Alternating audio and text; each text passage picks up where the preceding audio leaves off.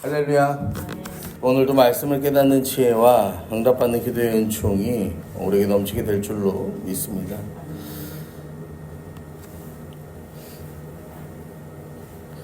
오늘 이 본문에 등장하는 사사도 기드온입니다. 기드온.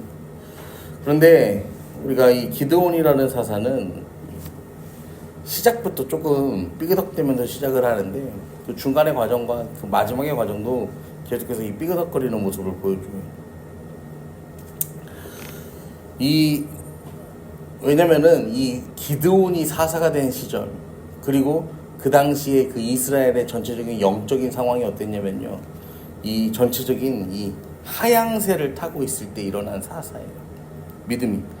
그래서 백성들도 전체적으로 하향세에 있었어요. 그러다 보니까 이때 두 가지 문제가 일어나는데, 첫째는 이스라엘 백성들의 영적 퇴보와 타락이요. 그 이전의 시대에서는요, 이 다스리던 사사가 죽은 이후에 일어나는데, 지금은 언제 일어나면요, 기드온이 다스리는 통치 중에 이 영적 퇴보가 일어납니다. 그리고 두 번째는 첫 번째 문제의 원인이라고 할 수 있는데, 그 기드온이라는 사사가요, 이 자기의 본분을 잊고 그 영적 타락의 자리로 직접 들어간다라는 거예요. 그러한 점에서 이 사사 기드온의 이야기를요, 우리가 통해서 알 수 있는 것은 앞으로 흘러갈 이 사사들의 이 시대의 모습이요, 더 영적으로 암울한 시대로 흘러가게 된다라는 것을 우리가 보게 됩니다. 오늘 읽은 본문은요, 기드온의 변질을 보여주는 거예요. 이게 겉으로 보기에는 기드온이 하나님의 명령을 따라서요, 그에 순종해서 대적들과 전투를 벌이는 것처럼 보여요. 그런데 기드온이요, 19절에 보시면요, 이렇게 말하거든요. 너희가 만일 그들을 살렸더라면 나도 너희를 죽이지 아니하였으리라. 여러분, 지금 기드온이요, 이 전쟁을 행하는데 누구 뜻대로 하는 거예요? 하나님 뜻대로 하는 게 아니라 자기 뜻대로요. 자기가 기준을 세우고 내 기준에 너희가 부합하지 않았기 때문에 내가 너희를 죽이겠다라고 말하는 거예요. 여러분, 그래서 그 뒤이어서 자신의 아들 이 여델이라는 어린 자녀에게 세바와 살문나를 죽이라고 지시하거든요.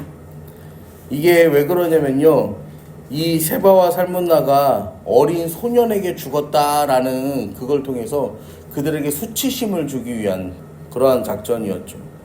이것도요, 개인적인 욕망, 자기 중심성이 드러나는 그러한 모습입니다. 여러분, 이렇게 이런 말씀을 드리는 이유가 뭐냐면, 기드온은요, 그 자기가 사사가 돼서요, 사사로 누리는 성공과 명예, 이런 거에요, 중독돼 버린 거예요. 그것들이 주는 쾌감에 중독이 돼 버리는 거예요. 그러니까 하나님보다 자신의 힘과 권력을 의존하는 존재가 되어버리는 거죠.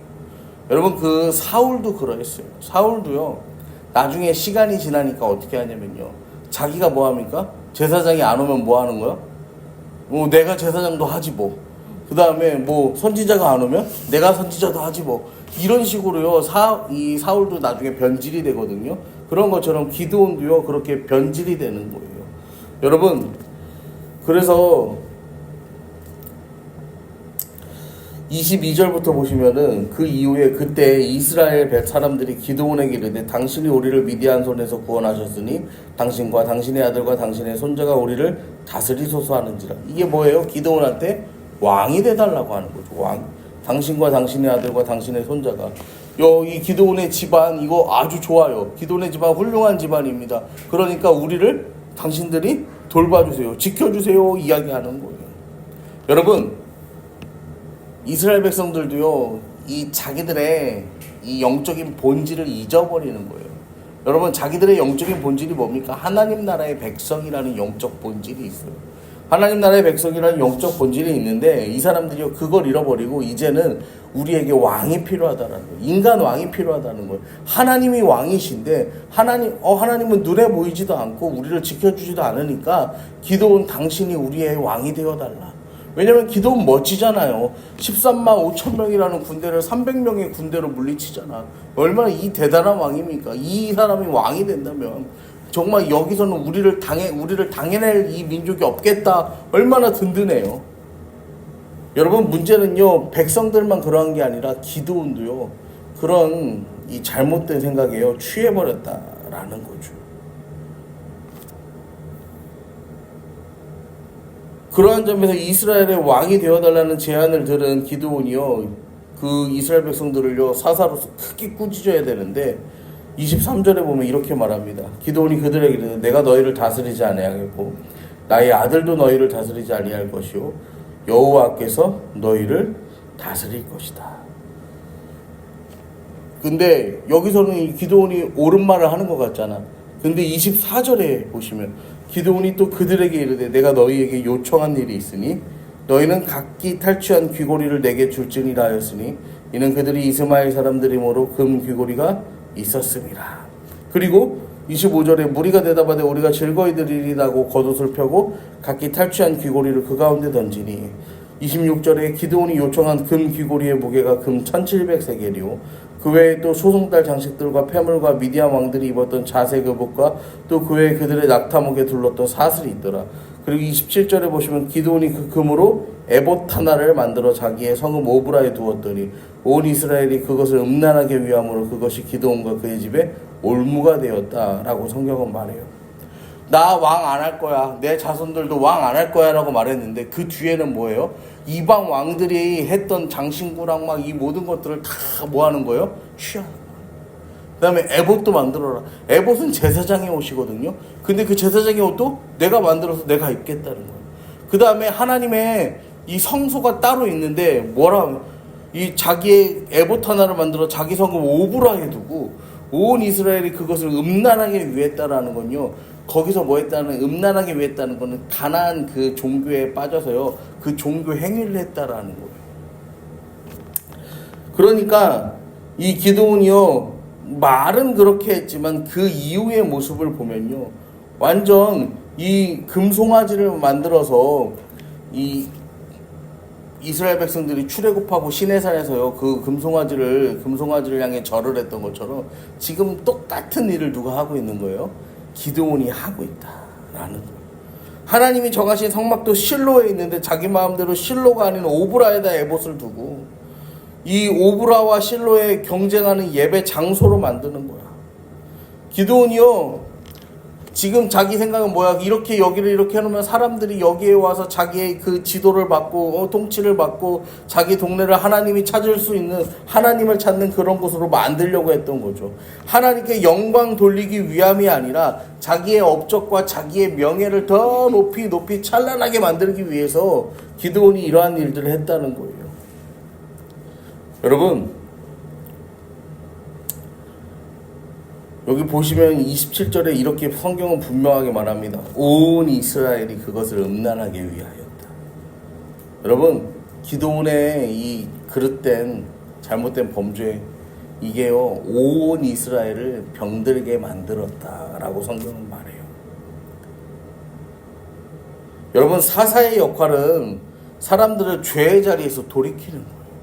그 믿음의 자리에 서게 하는 게 사사의 역할이에요. 그런데요, 지금요, 이 사사기의 그 원래 사이클이요, 무너지는 거예요.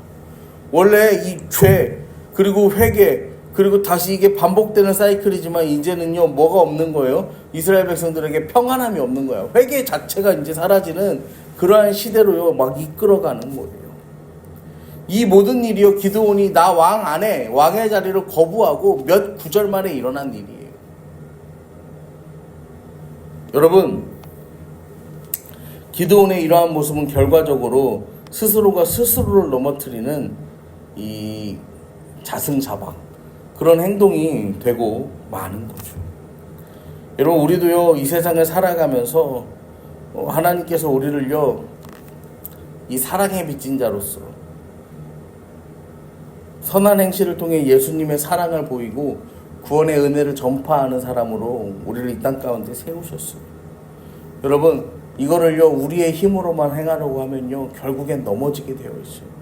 그렇기 때문에 오직 이 예수 그리스도를 믿는 믿음 안에서 여러분 이 사명을 온전히 감당하는 저와 여러분 되기를 소망합니다. 그러면서 29절부터 보시면은 이 요아스의 아들 여룹바알이 돌아가서 자기 집에 거주하였는데 이 여룻바알은 기드온이에요. 기드온이 아내가 많음으로 그의 몸에서 낳은 아들이 70명이었고 세겜에 있는 그의 첩도 아들을 낳았으므로 그 이름을 아비멜렉이라 하였더라. 성경이 그렇게 말합니다. 그러니까 이 70명의 아들은 그냥 뭐예요? 아들이고 31절을 보면 아비멜렉은 첩으로부터 난 서자다라고 성경에서 그렇게 구별을 합니다. 그런데요, 나중에 아비멜렉의 뒤를 누가 있냐면은 그 70명의 아들이 아니라 첩의 아들로 기록된 아비멜렉이 그 뒤를 이어요. 아비멜렉의 이름의 뜻이 뭐냐면요, 나의 아버지는 왕이다 라는 뜻이에요. 여러분, 기드온은요 자기가 왕이 되지 않겠다고 말했지만요 누구보다 스스로 왕처럼 살았던 사람이에요. 오죽하면 자기 아들의 이름을 뭐라고 짓습니까? 나의 아버지는 왕이다 라고 짓지 않습니다. 하지만 그도 결국 죽어요. 하나님께서 허락하신 거룩하고 영원한 것을 남긴 게 아니라 이 자기 욕망을 꼭 닮은 그 지도자, 그 욕망의 지도자가 되거든요. 그 아들도 그 지도자를 남기고 그렇게 그 인생이 마무리됩니다. 여러분, 기드온은요 이 잠언이나 전도서의 표현을 빌리자면은 모든 것을 가졌지만 아무것도 가지지 못한 사람이 또 기드온이라고 할 수 있습니다. 기드온은요 허망한 인생을 살았어요.